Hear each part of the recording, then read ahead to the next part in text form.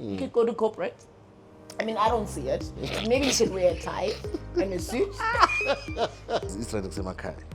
You only realize when you come here with yo guys when But look, it's not a shared opinion. Tell them again what happened at Vets. School happened. Like what? Did it? What do you know? I was there to do school. I did everything except school for 4 years, right? Yes, you can train entrepreneurship, but why are you making a fish climb a tree? Yeah. You know that wasn't Einstein's quote, but like, anyway, sorry. There's literally a guy who walked around with this pambano, a fosloras on Easter. Like, I'd be a terrible employee. Why are you agreeing so loud? No, I can imagine because even me, I don't want to be a manager. From like something like 2,000 rand a month to 200,000 rand a month, right? In 8 months. So I was like, oh, this is how you build a business. Yes. I was like, I've arrived. I'm 31 or 32, CEO of a 150 million rand company. Then I get hit with the worst depression of my life. I'm too addicted to making chaos orderly. I get bored too easily. Conte off. If you have a tendency and an ability to manage deep pain and stress and anxiety, you're built for this. Chaos. Hello and welcome to Hima Council's Makala Podcast. Makala means branches ka Sesotho, and on this podcast, we hope to journey with you hand in hand like the branches of a tree. My name is Amanda Masondo and I'm your host. We hope this podcast finds a way to impact, educate, and inspire your next. We are on Apple Podcasts, Spotify, Google Podcasts, and Buzzsprout. Basically everywhere where you find your podcast fix every first and last Friday of every month. Hello and welcome to Hikima Council's Makala Podcast. I remain your humble host yet again towards the end of the year. Guys, it's in year end fatigue. Are you guys struggling like me? But anyway, if you're here, it means you are home and it means you have no problems. You are a subscriber, you are part of the movement, you are part of the over 15,000 subscribers on this channel. Guys, thank you so much. Hey, Sikurile, hey. Like, I'm sure we're still infants, but we are definitely growing strong. So today I thought I'd do you guys a great service, and bring you one of my very, very first guests. I thought we weren't going to discuss No, this. I've decided that I'm going to. One of our very first guests, but I don't go to that episode because it was a little bit, you were new, but we gave you great content still, but we have new cameras. So just go and listen to it. Don't, you know what I mean? He's joining me today with a brand new venture, and I'm very excited to speak to him about it and to actually just pick his brain on what he thinks the state of the current economy is now. We're looking forward. I'm so excited. He has no idea, but he's going to tell us all about it. My guest today, Luyanda Jafta. Amanda. He now goes by, co-founder and CEO of Fleetly. Hello, sir. Amanda Kushani. Nyapila.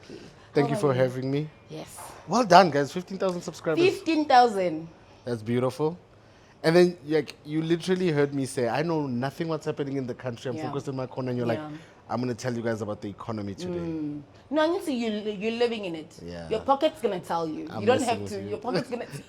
You don't want to hear my pockets. It's reflective of the South Africa. I've got nice shoes on, but my pockets are empty. Really? I mean, that's the story. Yeah, that's 100%. The state of the economy. 100%. So let's start from the very beginning. Yeah. For those who do not know who Luyanda Jafta is, give us that little background. People's fan, Mara, I school today. Past is the past. Tell us about your journey. Who are you? Born and raised? Sure. Luyanda Jafta, I think I was born here in Joburg. First year spent in Soweto, Deep Kloof. Then moved to the East Rand, Makala, Maplazini.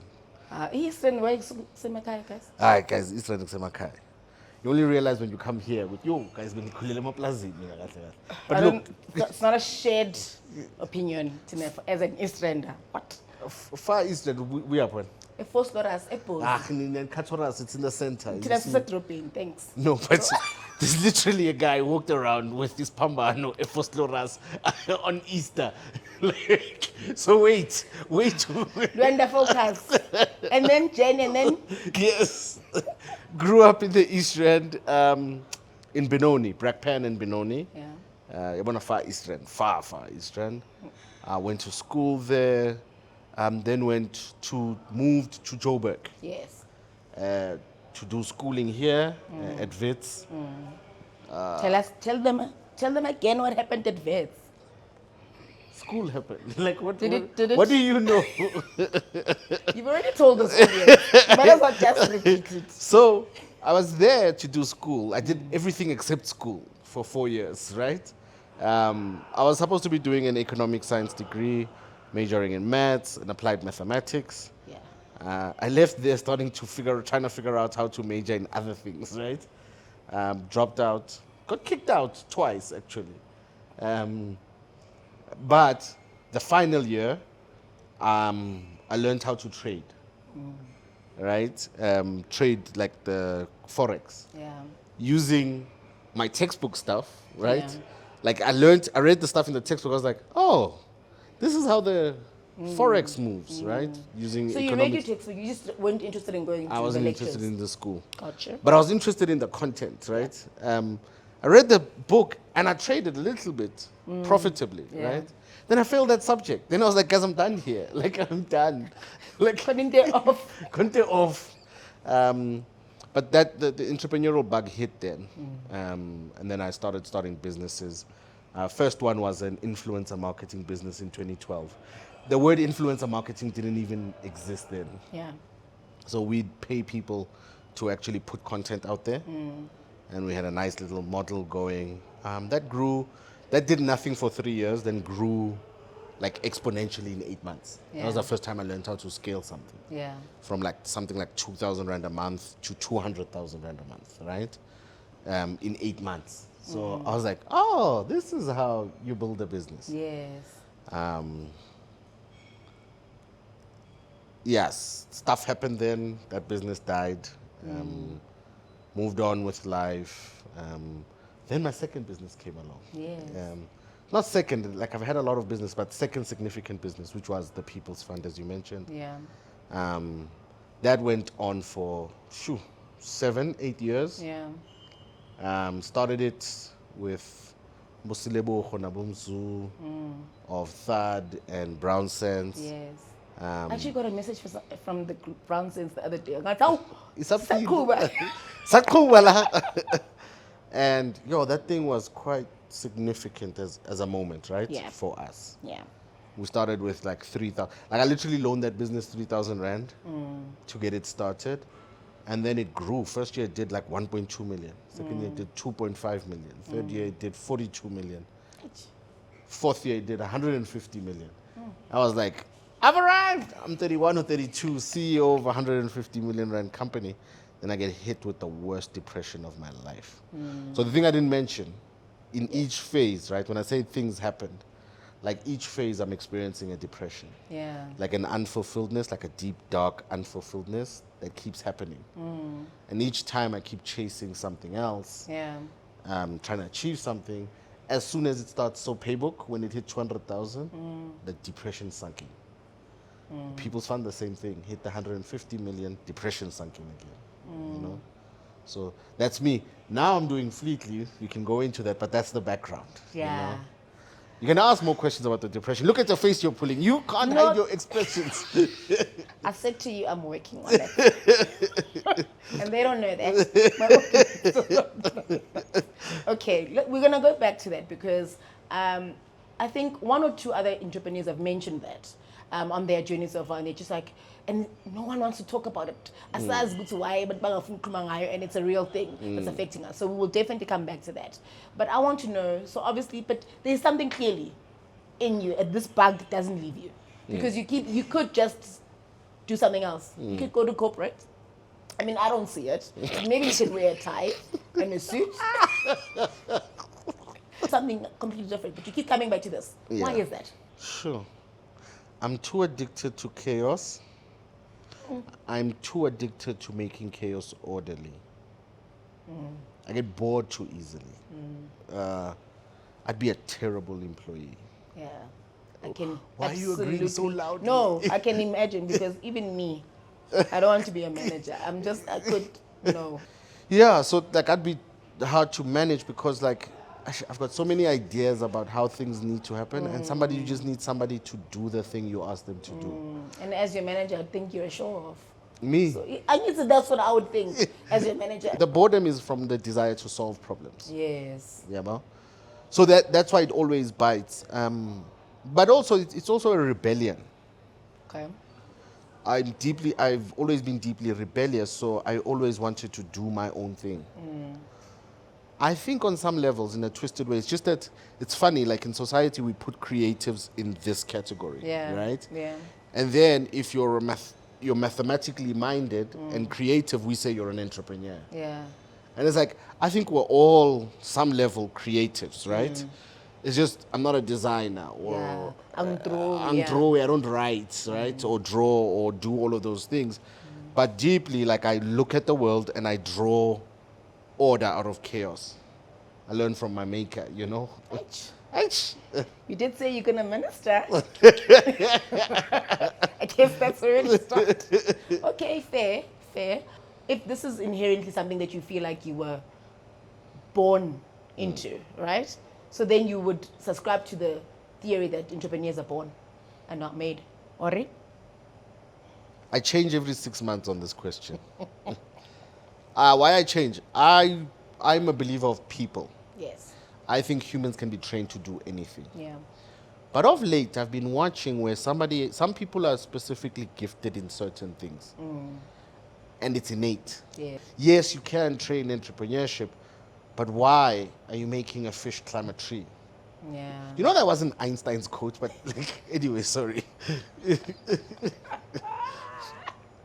That's Luyanda, guys. You know, I worked hard to get him here, but sometimes he does this to me, you know? That other episode is 2 hours. Because it's statements. Okay. But on your journey so far, you've been doing this for quite a while now. I'm sure Suzo soon. This is going to... Okay, yeah. I'm going to write it. You're going to speak, I'll write it. Okay. Yes. I like that. It's a plan. What would you say are the things that you think or that you feel like entrepreneurship is still struggling with? From when you started till now, it's still something that is a bottleneck, still something that are barriers to entry for people who want to start but are finding it difficult, and some things that you think have really gotten easier over the years. Gotcha. I think so to sound counterintuitive, I think one of the biggest barriers to entry for entrepreneurs is the branding around entrepreneurship. The pretty branding. Yes. Because it makes it seem like it's fun. It really does. And when you guys come here and say it's not, we don't believe you. We don't believe you. I've got salaries this week. Yeah. I've got about 10,000 Rand in the account right now. Yeah. Right? Nobody tells you that story. Right? I've got somehow to figure it out. Yeah. Do you know what I mean? So that's the number one barrier to entry. Because then you've got everyone trying entrepreneurship. Yes. Without the gumption or the stomach for it. And, you know, I'll describe Fleet Leap in detail, but one of the things we have to do is manage cars for people who are looking for a side hustle, right? And one of the most painful things to learn through Fleet Leap is that, man, business is not designed for everyone. Like, there's a stomach for it, and we don't all have it. Okay? Things that have gotten easier, it's access to internet, but they were always easy. Like, and you could see the ones who were made for this could always find a way. Yeah. So to your earlier question, and I think I'm going to answer it better now. Are entrepreneurs born? If you have a tendency and an ability to manage deep pain and stress and anxiety, you're built for this. Yo. Why must you be... That's what it's built. And also, I'll say this. I don't think ever in my life I've ever done entrepreneurship for money. I can't imagine myself. You know, like how when you're doing media, you're like, I'm alive. Yeah. I can't breathe without this thing. Yeah. You know, so that's the part where I'd say, well, you're bored for it. Yeah. Fair enough. It's not for the prestige. Yeah. if I was to answer your question slightly differently, the hardest thing to entry is if you do it for affirmation. Okay. Because Then you won't cut it. you'll build things that they will most certainly kill you. Because,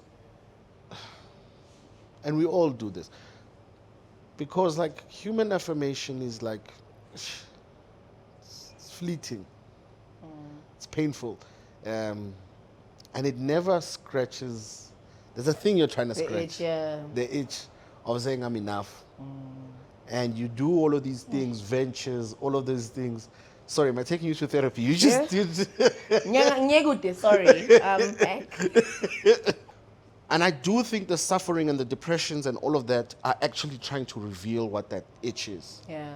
Right? And like you said, at Minister, it's like we're longing for something that's outside of this world. Yeah. But you keep trying to fill it with things inside of this world, right?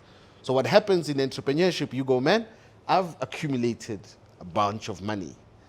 I can't buy this itch away, right? Yeah. It has to be something else, and then you start exploring, and then you find, like, in the bottom depths of that thing is the answer. It's like, it's God, you know?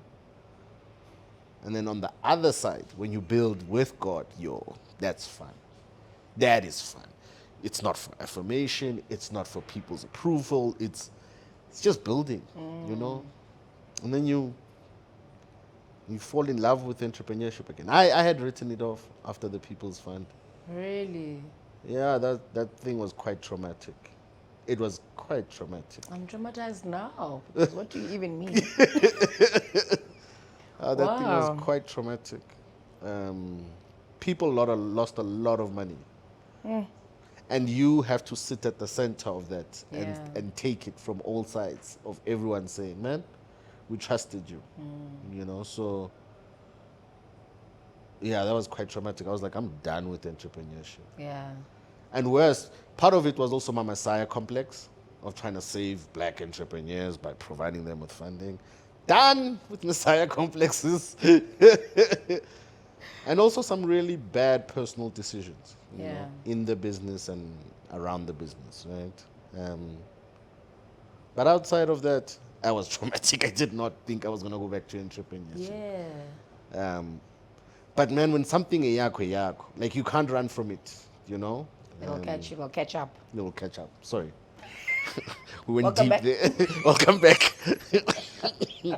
Okay, but then you find another thing that you are, let's say you damaged things, fixing things, Extracting order from chaos. from chaos. And then one gonna go industry le eyenzani ene Chaos. Only. Extreme chaos. It's literally since the inception of the first Uber season, we've been In ducking chaos. and diving the whole time. 100%. But when I'm going there. So I didn't say I'm going there. Okay. So Tell me what you said. at the time was she my fiance, I was on a fast. Yeah. It's 2 years after the People's Fund. Well, for the outside world, People's Fund is still demising, but it's 2 years after the moment I've accepted that the People's Fund is dying. Okay. Right? And I'm in a fast, 21 days. No, I think she was still my girlfriend then. She was still my girlfriend. And we're chatting, and in that fast, what happens is I'm asking God, what next? Now, in the People's Fund, that depression, luckily I found God. Never forget, 21 of October 2021. It was like I don't think I can speak about it absolutely publicly, but it was like a visitation from God. Yeah. Right? Then it was like a sanctification that happened post that for a while, right? And then in 2023, somewhere around there, I go on a fast. No, 2024, go on a fast. And I'm like, God, what next? Because now I've learned how to do counseling. I've learned how to. Am I supposed to be a preacher? You know. And then in the middle of the fast, he just like it almost feels like he teaches me how to do basic things. Like, I grew grass for the first time in my life. Like we planted grass and we grew grass. It was so beautiful. Yeah. To be part of something that he's doing, Yeah. but I can co-participate because I Yeah. still have to plow the ground Yes. and then put in the grass, the seeds, water it, yeah. right? But then everything else is up to him. Whether it grows or not, the sun shines or not, that's up to him. I can't control any of that. You're also just watching, yeah. I'm watching, I'm observing, but co-creating, right? And that was a beautiful exercise with God, right? And then I get this inclination about, I had 2 cars from the previous business to go into e-hailing, right? Yeah. Now, I used to stay here in Hyde Park, Yes. peak of the People's Fund, in Mali. I was earning decently. When it's tanking, I moved back home in the Yeah. East Rand, right? So I have to let go of everything. I had a nice car even, had to sell that. Don't worry, it doesn't hurt anymore. Khulile. Khulile. So you're on the next I'm joking, journey. I like that car a lot. But anyway, Khulile. Focus. anyway, so as I'm moving back home, I'm watching my neighborhood that I grew up in. It's 2-street neighborhood. You can imagine the lack of opportunity there. It's destitute. Yeah. And there's something sobering about that. It's like, man, you're dying from a 150 million rand business. You're still landing on your feet. Yeah. Like, look around you. Like, people are absolutely desperate, right? Yeah. So there's this inclination to put these cars on e-hailing platforms. These 2 cars, right? To put them on e-hailing platform and help some guys to move. Not from a Messiah complex perspective, but we're building together, Yeah. you know? As I'm thinking that during the fast, because I can hear it sort of, right? And I'm asking for a clear message.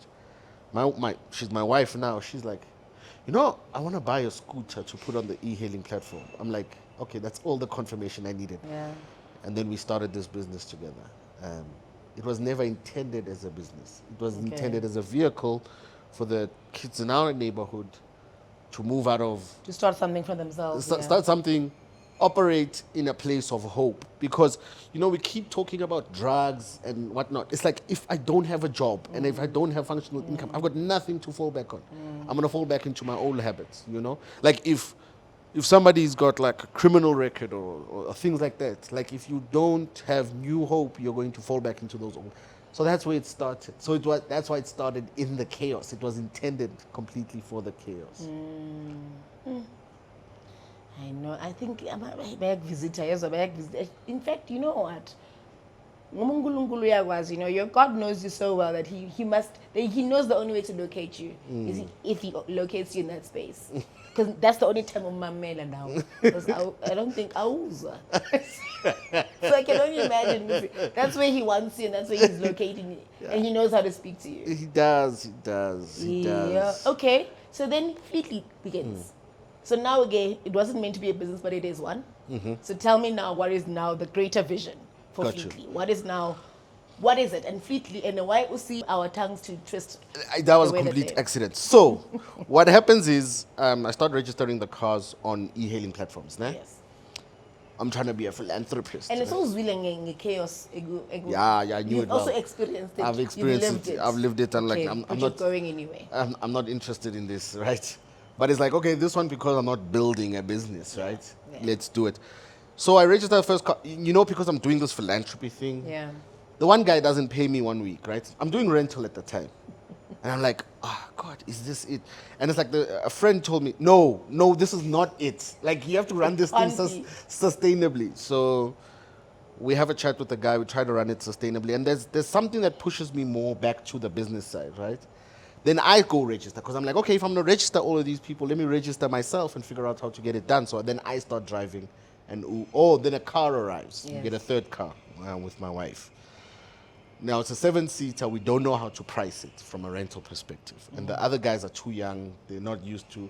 They're like, nah, we won't manage with the insurance and whatnot. I'm like, okay, let me go drive it and see what is a fair rental. Yeah. And this is where the gifting, I think, comes in. I drive it in December. I immediately notice everyone's doing this thing so completely wrong. Yeah. So on Uber, on e-hailing, so I did Uber, I didn't do Bolt. I don't want to say anything too mean. This is a business podcast. Yes. Yeah. But yeah, if you love life, yeah. Anyway, so then when I do that, right, what happens is, I discover that whenever you're on those platforms, you only have 12 hours, right, of operations, and they force you to sleep for 6 hours or get offline for 6 hours. Okay. So what most guys then do is they work 2 apps. They work 12 hours on Uber and then another maybe 6 hours on Bolt. Okay. And they make all of their cash there on Bolt, right? Okay. 2, you never have petrol. Yeah. 3, you're never home. That app is addictive. Yeah. Oh, my wife complained all of December. I just proposed to her on the 1st of December. Can you imagine? I just proposed and then me. I'm bored on her behalf. I wasn't even there. I just proposed and I'm never there. I'm never.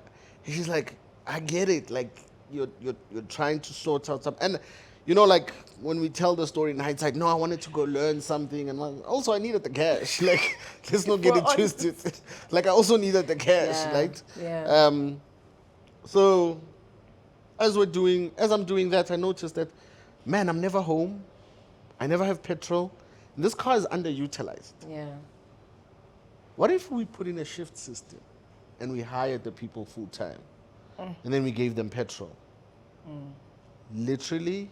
That was the thought, and Fleetly was born. This was December, right? Yeah. And January I drove a little bit more to see what it's like in like cold months. Developed a whole system out of that. Yeah. February we started working. 2nd of February we started working. We started with 4 drivers across, well, 1 car basically. We had 2 shift systems working from 4 a.m. to 4 p.m., 4 p.m. to 4 a.m., Saturday and Sunday as well. We had 3 cars available. This was February 2025. Yeah. And now it's grown to 30 cars. We're doing 90,000 a month. Now we're doing 1.2 million a month, right? In revenue, give or take. And we have a wait list of like 60 other cars. Like this is I'm sure I'm going to lap Mama. 60 other cars, right?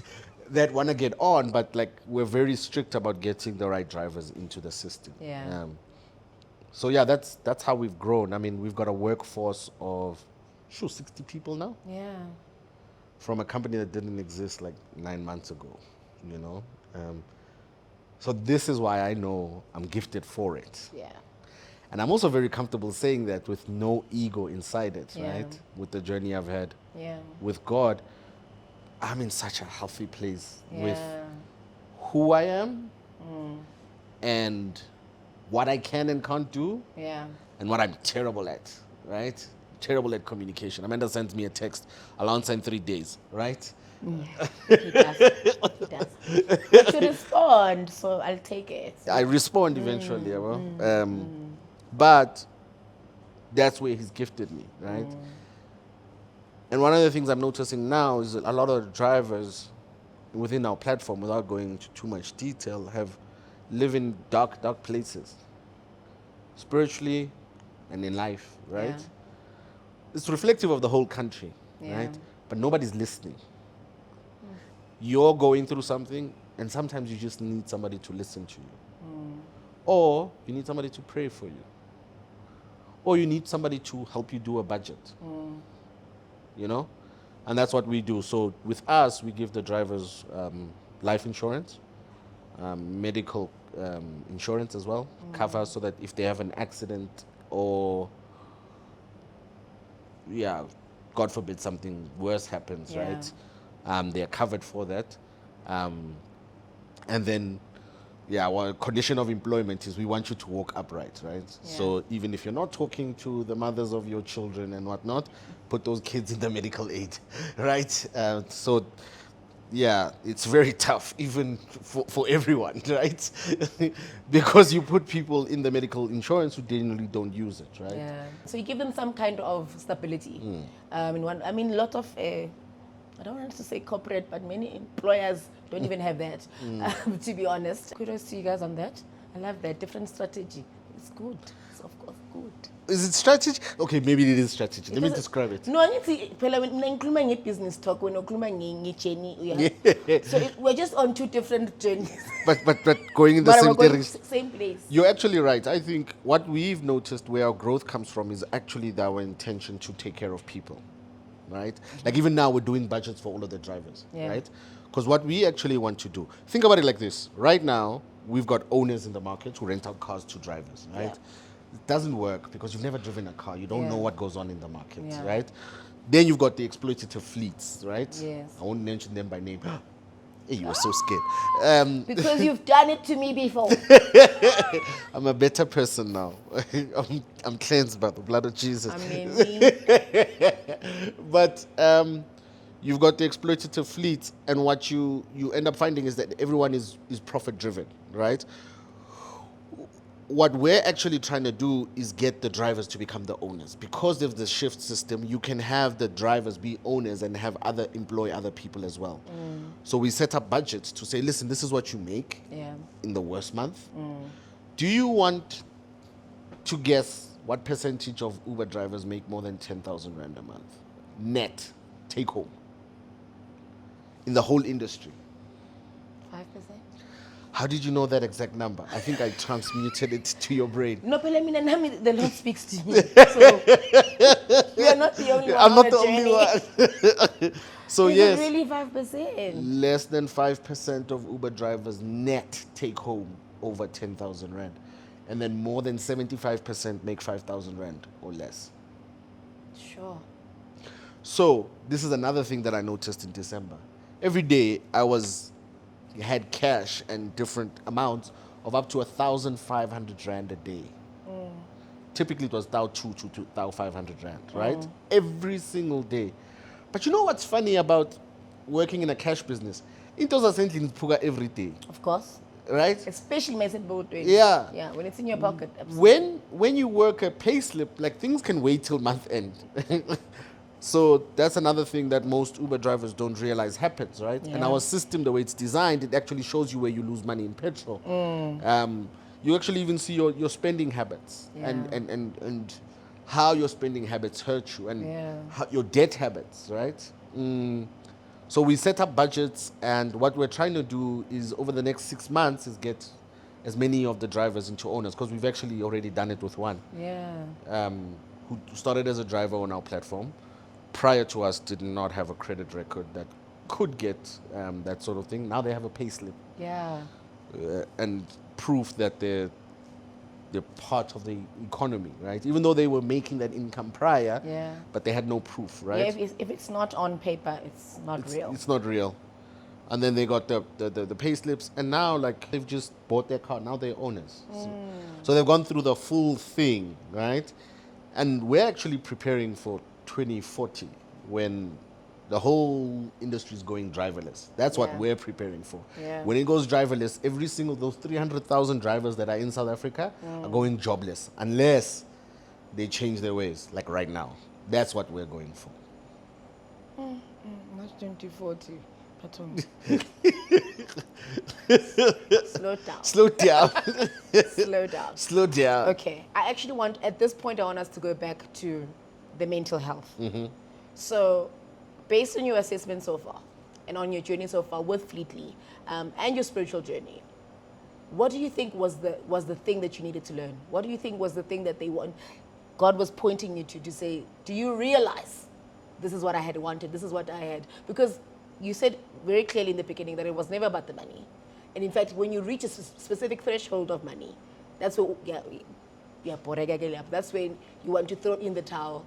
And so what is it now that you think that do you feel like you figured it out? I think I've gotten a glimpse of the truth, but I haven't figured it out. Nah? Okay. And what I mean by that is part of the depression. All of us do this, right? And we don't realize to what extent. We do what we do for the affirmation of people. And we don't realize how much. Yeah. And when you get to that level, and like the People's Fund was an icon.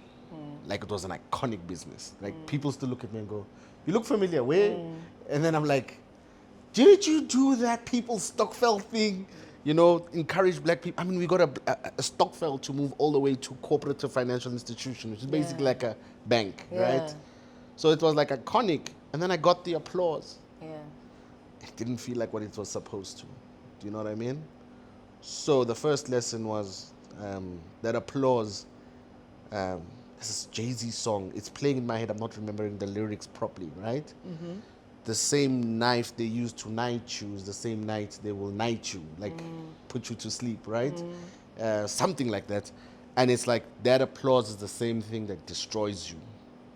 And that was my experience of what you first needed to learn, right? Secondly, that you are not God. Messiah complex, needing for affirmation, which is another word for worship. Needing to create, needing to be affirmed as this brilliant mind and whatnot, right? It's all pointing to wanting the original sin, right? Wanting to be our own God, right? Yeah. And it's like, man, maybe don't take the lead. Maybe follow a little bit. Yeah. So that's been helpful. I'm still human, I forget. Like I say, listen, I've got this great idea. God, we're going there. Yeah. It's like, don't I am. Thank God he's a patient God. The way we try and test him. So, and trust him, you know, I was atheist for most of my life. I was out of the church at 11. I was like, guys, the imaginary friend here in Kulmanayo. Like, Imaginary friend. the imaginary friend. I read, I think it was in Deuteronomy when I was young, right? And my parents were both struggled veterans, so they were also, like, they did the intellectual thing and not the church thing, right? Then my mom went back to church. Then I was reading a Bible in Deuteronomy, and there was a law there that talked about if you have to take a poop, go outside the camp. I'm like, why is God worried about our poops, guys? Like, this does not make sense, right? As a child, right? With a childish mind. So, and nobody could answer those questions, so I just left. Then I went on a long journey. There's a lot of things that happened in between. They involve other people, so I'm not going to go into detail with them. Yeah. You see, I've grown. You see, Yeah. I don't just blurt things like, out. Really what? No, but I won't go into it. And you kept a straight face. Yeah. Very proud of you. Yeah. And yeah, the thing that became clear was that I was always trying to be my own God because I struggled with faith that I'm loved for existing. Yeah. That's the big lesson. Through every single business was, you think you need this affirmation to prove that you're worth something. Yeah. I loved you for your existence. Yeah. And, you know, like, only your wife and probably your mom will ever love you, and your dad will ever love you for your existence. Yeah. But it doesn't look like that, right? Because what do they say? Well done, keep doing this. Well done, keep doing this. Yeah. So one of the other lessons I had to learn was separating my God image from my parental image. Because they're humans. They did the best they could. But I start associating God with how they act. And then I say, God, okay, what do you need for me to prove that I'm good to you? And like what I needed to learn was God's voice speaking without all of these shells. You know? Yeah. Okay. Staying with it. I remember a time in which I think it was a little bit post the lockdown, post the pandemic, and doctors did tell us, they said the next pandemic is going to be depression. The next pandemic is going to be mental health. I don't know did we think that it was for certain people or for certain industries, for certain, because it's seemingly infiltrating across the board. And we were warned, and yet we didn't sort of make plans and because the doctors who put out these predictions don't have the cures. Yeah. Like, that is the only cure for depression. I don't care who says what. Okay, obviously, if you've got chemical imbalances in your brain, like, take medication as prescribed, right? As best as can be. But for the most part, man, like, what we're searching for is a sense of identity and who you are. One of my favorite disciples in the Bible, right, is John. Nah? And every time he writes himself, right, he says, he doesn't write his name, he says, and the one who's loved by Jesus, right? Yeah. And like when you listen to that, you go, oh, this guy's so cocky, Yeah. right? But no, it's not. Yeah. Like, it's actually one of the most humble things you could say, because he's saying, I'm no longer going to be defined by all of these identities that I have. The only identity that matters is that I'm loved by Christ. And everything that comes out and pours out from me is the love of Christ. It's not me, you know? So I say this depression thing, and I don't want to play down depression because depression is really bad. But depression is primarily born from a broken identity in self. A self built on achievement, execution, doing good, doing bad, accumulation. Like, all depression is born from that, in my opinion. Outside of the chemical, of course, right? Yes. But I think we didn't think it was going to happen to us because it's in a special, self-specializing. we all think we're special, But yeah, I really think if people bakukutolo and go back to their maker, they'll be fine. I agree. You agree? I actually agree, 100%. But I won't go into it because I'm not the story. Okay, You're not the We're story. here. There's almost a tear in your eye, No. like about what you No, went no, through. no. Tell me, this Yeah, is a loose podcast. Focus. Okay. No questions, Okay. It is a Okay. business podcast. Business is only psychology. It is only the death of self. Like, that's literally business. Every day you have to wake up and go, this is not about me. There's 60 mouths that have to feed another 5 mouths each. Yeah. So you want to tell me about business? Tell me about depression. Tell me about the scars you come from. Like, that's business. I'm dizzy. Okay. Personally. Okay. Let's move, okay? All right. So, what's the plan? What is I saw you said flying cars. You said, That was a good one. I can't lie. said drones. When saying about drones, your drivers will be there just here sitting on these couches, just like, guys, sent in. Corner, what. But what is how do we get there? Got you. So, firstly, it's autonomous cars. And as I was on my drone, and you know these things very well. We saw the first robot taxi in New York. Yeah. With Tesla. Yeah. Where there was no driver in front and the car was moving on its own. It's a matter of time. There's some infrastructure things we have to battle in South Africa. Yes. Because now we have to have Mama Dlanga Commission, because you guys don't build things to fullness. Or you don't want me to call things out. There's hospitals waiting. I used to fund that industry. It's fraught with bribery and disgusting action. I'm not. Oh, okay. I just said no names. May the record show I said no names. I'm just confirming what you said based on his testimony. On his testimony. He did say, what do you want me to do? I did what I had to do. That's what he said. So He you are didn't have to literally- do anything. Like, it bores me. Like when people talk like they're characters in Godfather or something. I did what I had to do. Not the Godfather. Come on, Oh guys. my Like goodness. you. Yeah, I'm not gonna talk about other people. Yes. That's cool, Mambele, honestly. Hey? Man, But but you know what? You literally, yourself, yourself. Didn't have to call you back. no, it's just like there's some infrastructure things we have to fix in this country, and we need more Mkwanazi moments. We need more. Like, for example, I'll try to describe this as best as I can. Fleetly has a zero tolerance for bribery policy. We don't bribe traffic cops. We don't bribe anyone. If you have to, we've even had cars impounded before. If you have to go sit in the jail cell, you have to go sit in the jail cell. Soglanda Lab. Yeah. Because we believe like the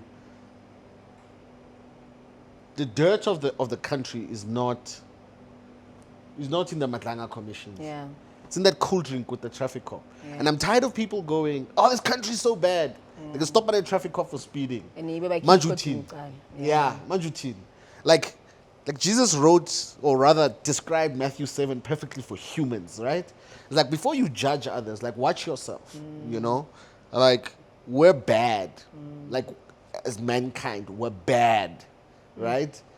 So when you see somebody do something absolutely disgusting and it disgusts you, often there's a mirror in that to see something in yourself that you need to go surrender to Christ to help you with, right? Yeah. So in the same way, South Africa's got some infrastructure problems that need to be fixed. Part of why I don't think I'd ever go back to the PO industry, purchase order funding industry, is that It felt like we wanted for the entrepreneurs what they didn't want for themselves.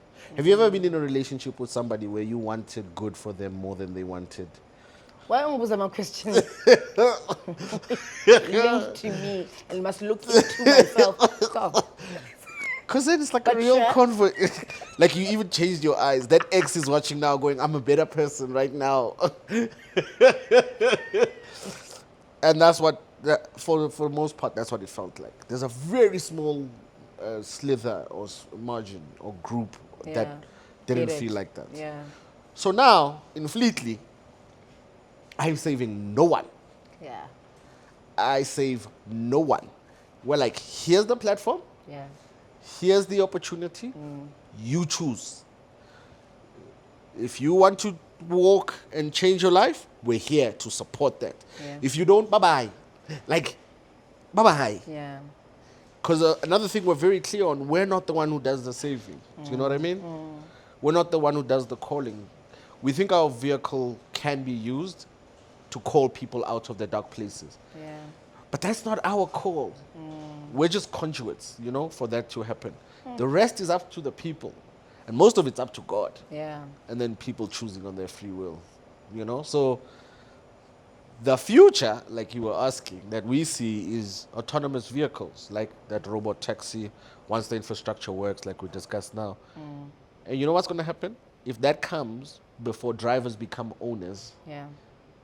you're talking about 300,000 drivers in South Africa. Let me give you context, and my numbers might be a little wrong. The economy of South Africa sits on the backs of about 5 million people on SARS, right? It's about 5 million. That's 10% of the population. Yeah. 300,000 drivers are 10% of that. They're not even on SARS, right? Yeah. If you took 300,000 households that depend on e-hailing money, Yeah.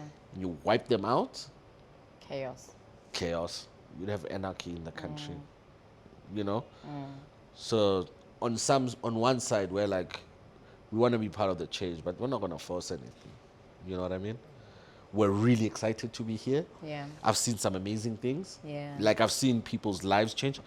Like the thing that it's the intangibles. It's not the numbers, it's not the metrics that I've seen. I mean, I've seen people move from loving to drink every weekend to not drinking anymore.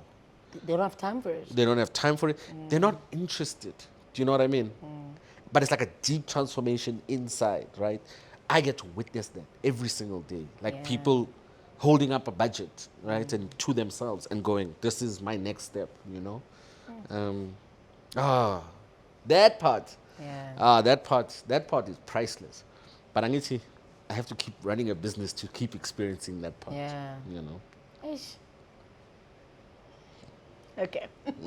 I won't go to where my thought was going. Okay. As Luyanda always changes the framework of my interview questions all the time. Sorry. Now I have to come back. Come back. Please ask me to come back. Yeah. Because we won't have this. Yeah, okay. Booyah. Okay. But based on what your journey has been so far in entrepreneurship and your new venture, what would you say? And I know you said you don't know what's happening in the South Africa or in the economy or busy. Busy guys. Busy But getting based on married. but- and busy. Yes, good piece, Gamambele. Yeah. But Salah, you're a South African. Yes. Right? And you are in the economy. You are living through it just like all of us. And everything that happens, whether it's food prices, whether it's what's affecting you, you're seeing it. 100%. How would you describe the state of the economy right now? So I'll say something interesting to you now. When I said I don't know what's happening, I don't know anything about the headlines. Like Abu Matlanga Commission. I don't know. Notice we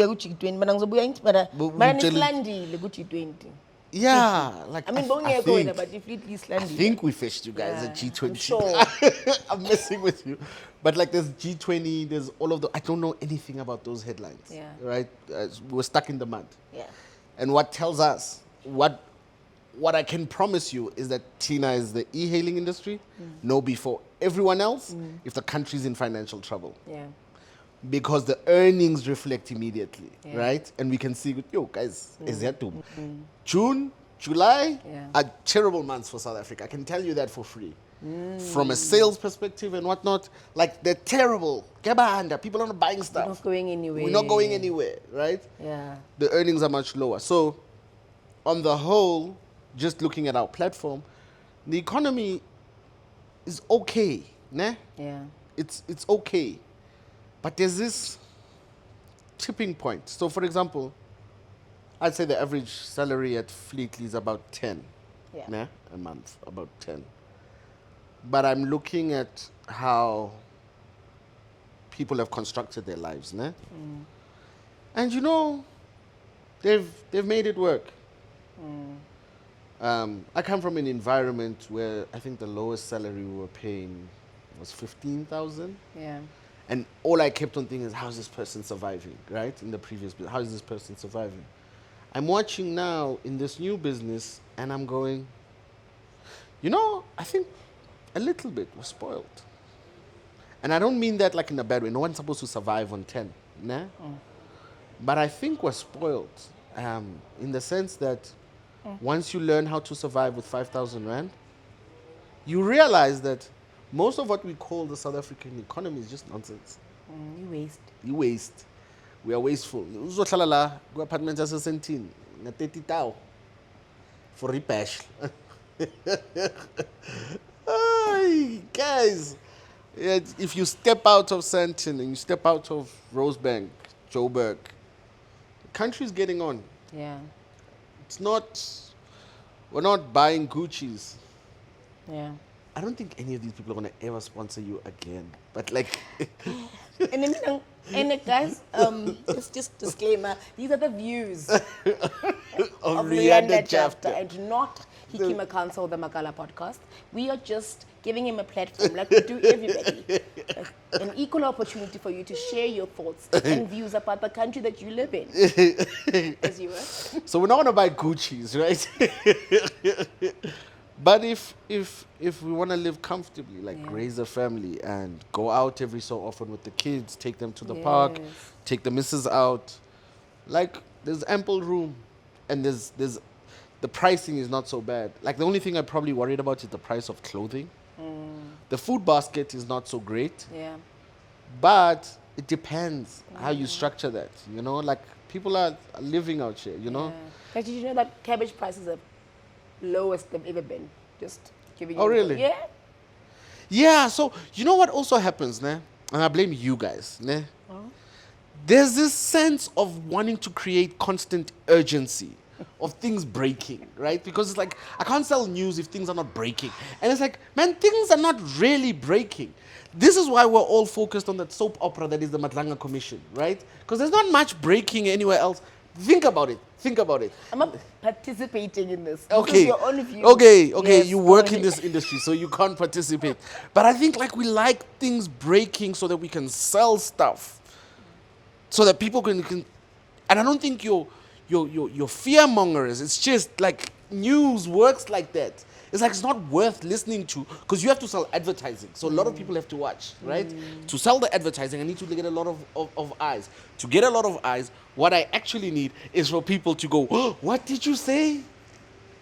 And it's like, well, no, the country's not that bad. Yeah. Apart from like high-level gangsterism at the highest rungs of politics, you know? Yeah, so when I look at the economy, it's not great, Yeah. but it's livable. Yeah. If we are willing to take a few hits to the joys that we have, Yeah. you know? Yes. After you've told us our news. I brought you here to speak to entrepreneurs. But you and said I must encourage speak us. truthfully, always. There's something else. On your journey so far, you've also then had to explore your different levels or your different facets of leadership, and whatever you thought that was initially, and how that has transformed now. Yeah. What do you think that is? What would you say is your leadership style? My leadership has transformed at my level of insecurity, right? At first, I thought leadership was acquisition of power Yeah. because that reflected how insecure I was in my own inadequacy. Now, I think leadership is enablement. How much are you enabling people to become their highest version? I wanted to be worshipped, like I wanted to be worshipped, but that was just a deep insecurity. Now I don't care about all of that. Like, I enjoy laughing. Like, we've got a team, so we've got a team of about 5 people who were promoted from drivers. Now they're managers and whatnot. I laugh all day long. Like, my favorite place is being here at the office, right? Yeah. Just laughing, right? But at the same time, watching them grow, Yeah. like, and become like very competent people. They're going to be running a billion-rand company in 5 years' time. I called it. Check me in 5 years' time. You heard it here first. Get it here first, right? And leadership is enabling that. You're seeing that. Is seeing that. You know, there's a guy who said something quite nice. He said, I'm going to paraphrase. People confuse kindness and niceness. Yeah. Kindness is a Jesus thing. Yeah. Niceness is a deceptive thing. Nah? Kindness, if you are doing something very self-destructive, kindness is me going, hey, stop doing that. Yeah. Niceness is going, oh, it's not that bad, Yeah. right? Yeah. So leadership is knowing when to tell people, stop doing that because I love you. And not feel hurt or like, okay, am I stopping them from worshiping me now? Yeah. Do you know what I mean? Yeah. So, yeah, that's what leadership feels like now. It's kindness, not niceness. I hope that sums it up nicely. No, it really does.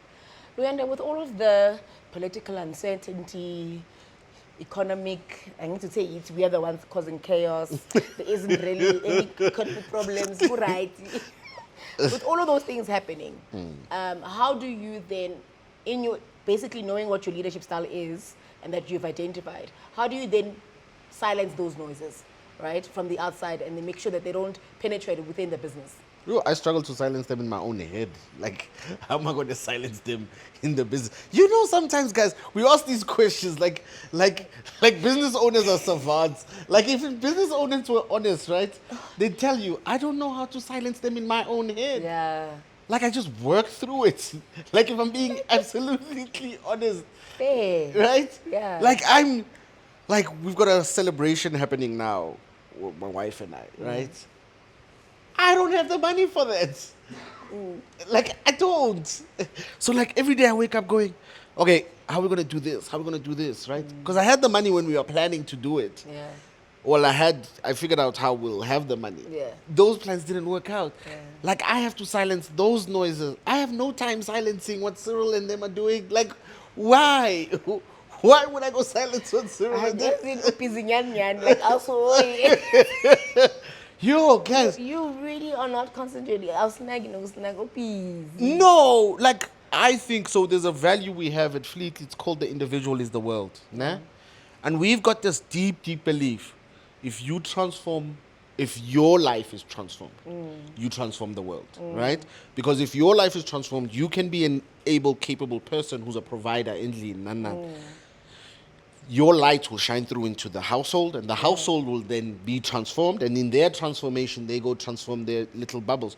What I think we do as societies like to look at the macro, and Fleetly we're very much about the micro. So it's not that Asnandaba, like with the whole country. It's because we deeply care about the whole country that we're saying, let's fix the corner I'm in. Yeah. Let's make my bed, as Jordan Peterson would say. Let me make my bed. Like, let me make my bed. So I don't know how to silence. Oh, you know what? I don't even watch them. Like, I remember when my sister came to me, it's like, yo, ubonile bayenze lapha ngale with these hospitals. I'm like, what are you talking about? He's like, where have you been? Yeah. I'm like, nowhere. Like, I wake up at 4, Yeah. get to work, come home at 8, like in the evening. Yeah. I had a gas. Now I'm gonna chill with my wife. Like, I'm good. Do you know what I mean? Like, I don't have time.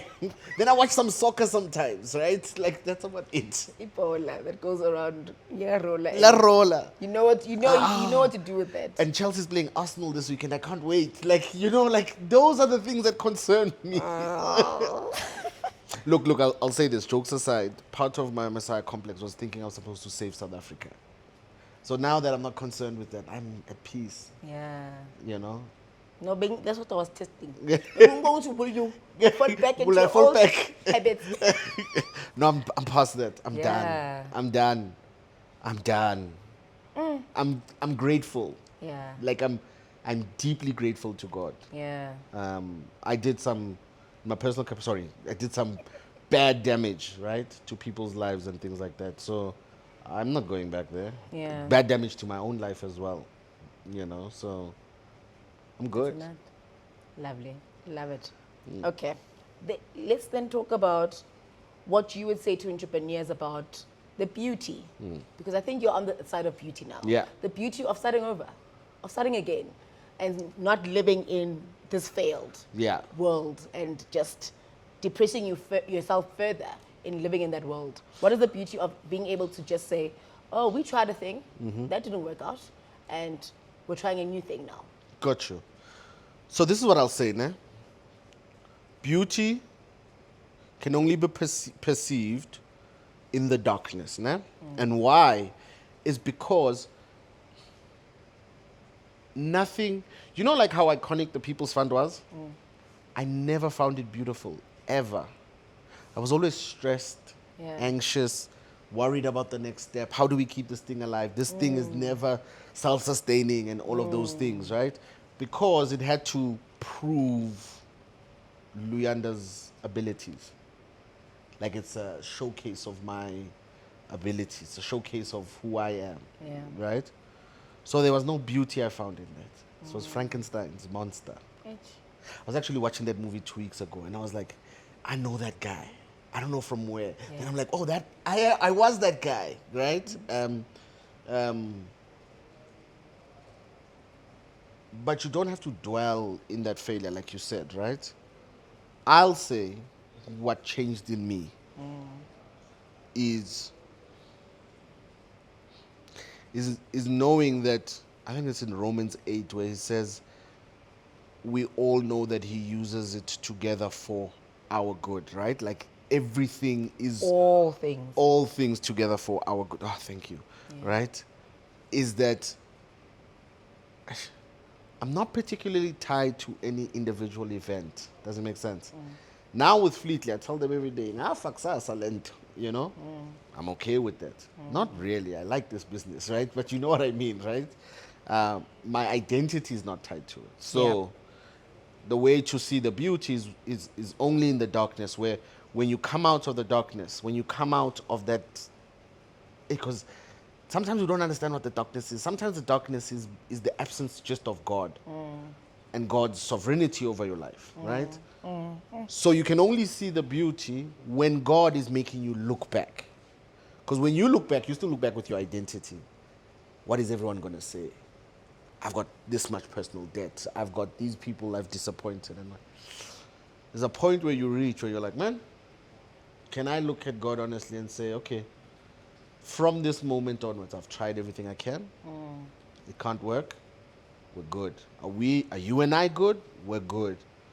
Okay, now let's go help those who've been hurt, right? As best as we can. So there is also beauty, because I had written off also romantic relationships, right? I just thought they weren't made for me. Then in the midst of the darkness and the chaos, like I meet my girl. You know the story of Jacob and Rachel? Yeah. That's what it felt like, right? Like when Jacob saw Rachel and he's like, I'll work 7 years for you. For you, I'll work 7 years. And just experiencing someone who loves me not for my abilities, not for what I do, nothing of that sort. Yeah. Because like I told her some really dark things. And she's like, oh, okay, cool. And then we carried on talking. Yeah. I'm in the middle of a demise. Oh, okay, cool. Yeah. I miss you. Let's go get some ice cream. And it was like, it was the most beautiful thing to Nothing experience. was ever shocking, too shocking. No. Disturbing. And she sat with me through 2 years of nothing, So there's also that beauty, right? And a lot more beauty, family, and pulling closer as a family, and Yeah, because my sister was my COO, so yeah, we pulled close as a family. As much as detail as I can give. You see, I've grown up. I love it so much for you. Sonke. Igrowth, yes, I benefit sonke. So tell me on your journey so far, what are the things that you think Fleetly is still working, challenges, if I may say that, Fleetly is still working through, that you think, hey, Ghana is a business. Yes. And as much as we are trying to let people come out of darkness and find some kind of hope in the spaces that they are in, but there's still certain things that still need to be done. Yeah. So one, raising of capital right now. We're actually doing an internal round, raising capital because the cash flows need to be sorted for. Yeah. Two, the legislative side. So we actually like fighting with government sometimes. That's the one thing that's still the same. Yeah. That's, But hasn't changed. only when government is being unfair on its people, because government is literally the people, right? And there's some laws around impounding that are quite annoying, that are not being enacted constitutionally. Gotcha.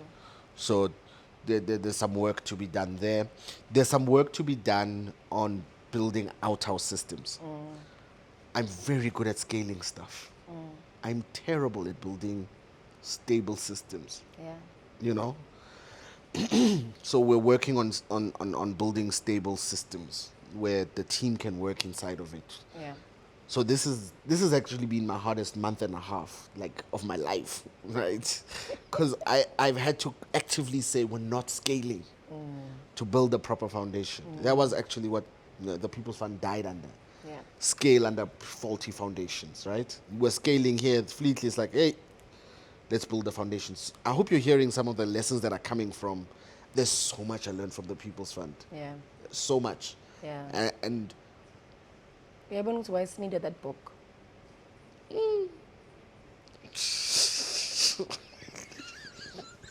so now I'm doing the hardest thing ever. It's like focusing on making sure the intricacies work. Yeah. And that's our biggest focus right now. Yeah. And just not scaling. Yeah. Like, I'm itching. Like you can see. I was about to say, even if it derails the growth. Yeah. But the foundation has to be solid first. Yeah, so that's what we're learning, and each person being in their role perfectly or as best as they can be. That's the biggest thing we're learning right now, is how to build a sustainable business. It's only Khudi Declare.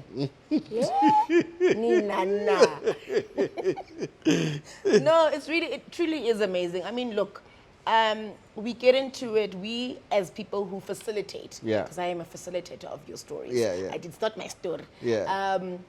We watch you on your journeys, on your various journeys, and we are rooting for you, and we want everybody to succeed. We want everybody that sits on this couch, or many different other cultures, to flourish in the spaces that they are in. But to see you guys come full circle, to see you guys learn through and work through all the difficulties, the challenges, and rise above it is beautiful to watch from a distance, honestly. Thank you. So well done. Enjoy my pain. Thank you. What pain? I'm messing with you. You know I couldn't take that moment. Oh, naive again. Your last bite. Your last little love letter to the industry, to entrepreneurs that are watching. What would you want them to know now, based on what you've learned so far on your entrepreneurial journey?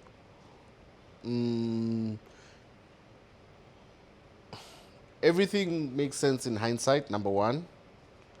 So you need a book that sort of knows the future and can see forward, right? So maybe read the Bible every day. This will make this journey a lot easier, right? But everything makes sense in hindsight. If you're in this for the money, the acclaim, the applause, you're not likely to last. Get out. Go do public speaking or something, right? You're not likely to last. That's the brutally honest, encouraging thing. Stockdale paradox, as they said.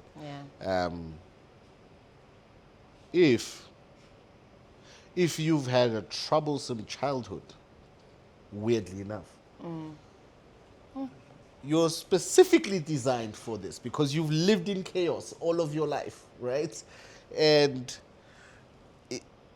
if you're comfortable in that chaos, you'll enjoy this. And like people who've had like troublesome childhoods, right? Yeah. Generally what they're able to do is in that chaos to find their equilibrium, their base peace.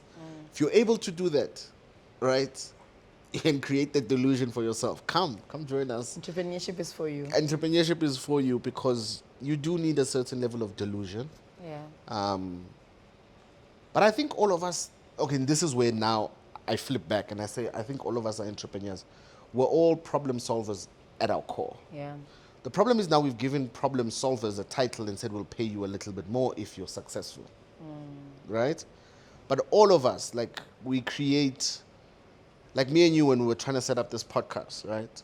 And you're like, okay, we usually do it like X. And then I told you about something else and then you were like, okay, perfect. I love that rooftop and whatnot. When you arrived here, we weren't on the rooftop. Asike rooftop. Asike rooftop, It's true. right? It's correct. The problem solving. You thought of the problem from the perspective of aesthetic. The team thought of the problem from the perspective of ears, right? Like, so all of us are problem solvers, right? And we're all entrepreneurs in that regard. Like we solve someone's problem. So I almost want to take away that title of entrepreneur from all of us because you get lost in it. There's prestige. Yeah. And everyone, it's like, I almost want to tell all the entrepreneurs that thing you think that prestige is going to scratch, it's not going to scratch it. But you know what needs to happen? You need to go through that journey. I can't take that journey away from you. Burn. That burn is it's important. It's important, it's the refiner's fire that burn. So that what is left is only gold. Because right now there's a lot of dirt. Number 2, don't watch the media. Don't post. I mean, watch this podcast. Yeah, don't watch the media. Like there's not much to learn there. Like I say this like, man, just go build something. Go have fun. I say that with tongue in cheek because there's a lot of stuff we can learn from the media. But just go build stuff. Go try things. Go fail. Let it break. And if you're under the age of 30, like you've got more time than you think. If you're under the age of 40, like me, you've got more knowledge than you think. So you've still got more time than you think. If you're over 40, I'm dala. I'm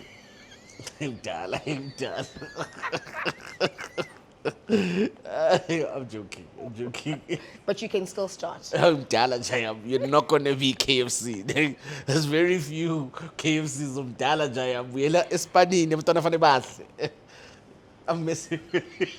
I couldn't resist the joke. You can still start. Your dreams are valid. Go start that thing. Mara look me in the eyes, right? Umdala. Ngekho umuntu ozoyimela lento leyo uzoyenza umdala. For people who want to reach out, who want to utilize Fleetly, where can they get in touch? How does it work? So, I didn't even describe the business. You can go to our website on fleetly.co.za. This is primarily for owners or drivers.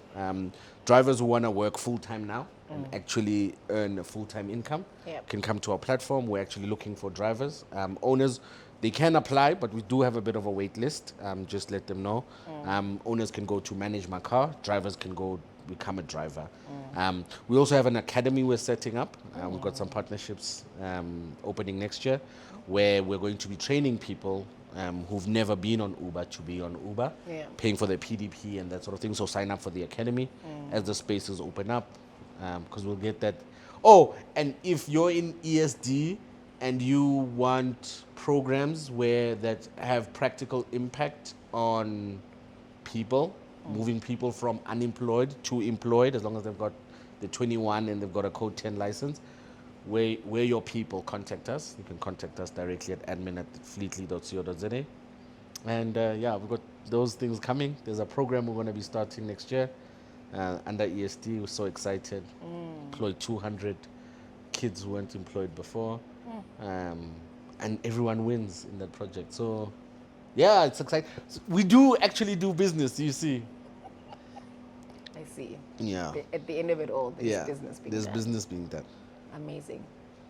Ladies and gentlemen, Luyanda Jafta of Fleetly. Thank you, sir. Thank you so much. Sorry, I've got a stomach pain.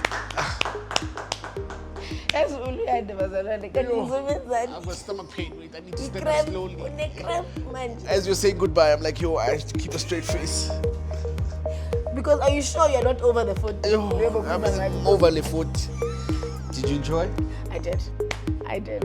Yes, absolutely. I am very happy.